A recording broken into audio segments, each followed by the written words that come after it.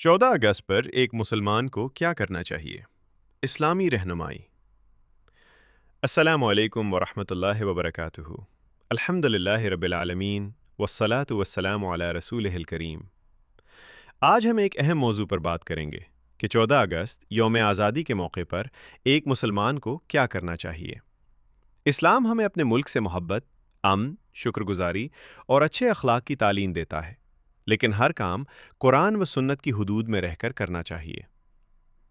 1. अल्लाह ताला का शुक्र अदा करें। आज़ादी बहुत बड़ी नेमत है। अगर हमें अपने वतन में आज़ादी के साथ नमाज पढ़ने, मस्जिद जाने और दीन पर अमल करने का मौका मिला है, तो सबसे पहले अल्लाह ताला का शुक्र अदा करें। अल्लाह ताला फरमाते हैं, अगर तुम शुक्र अदा करोगे तो मैं तुम्हें और ज़्यादा दूंगा। सूरह इब्राहीम 7। 2. वतन के लिए दुआ करें। 14 अगस्त के दिन अपने मुल्क पाकिस्तान के लिए दुआ करें कि अल्लाह ताला अमन अता फरमाए, मुल्क को तरक्की दे, जुल्म, बदअमनी और फसाद से महफूज रखे, अवाम को नेक और ईमानदार बनाए। 3. शुहदा और बानियान पाकिस्तान को याद करें। उन लोगों के लिए दुआए मग़फ़िरत करें जिन्होंने इस मुल्क के लिए कुर्बानियाँ दी। उनके अच्छे कामों को याद करना और उनके लिए दुआ करना एक अच्छी बात है। 4. 5 वक्त की नमाज की पाबंदी करें। जश्न की मसरूफियात में नमाज हरगिज़ न छोड़ें। एक मुसलमान की सबसे बड़ी पहचान उसकी नमाज है। 5. कुरान पाक की तिलावत करें। उस दिन कुछ वक्त कुरान करीम की तिलावत में गुजारें और अल्लाह से अपने वतन के लिए खैर और बरकत की दुआ करें। 6. खुशी मनाएं। मगर शरीयत के मुताबिक इस्लाम जायज़ खुशी से नहीं रोकता, लेकिन ऐसी खुशी से मना करता है जिसमें बेपर्दगी हो, गाने बजाने हों, फजूल खर्ची हो, दूसरों को तकलीफ पहुंचे, आतिशबाजी या ख़तरनाक काम किए जाएं। 7. सफाई का ख्याल रखें। अगर आप कहीं घूमने जाएं तो अपने इर्द गिर्द सफाई रखें।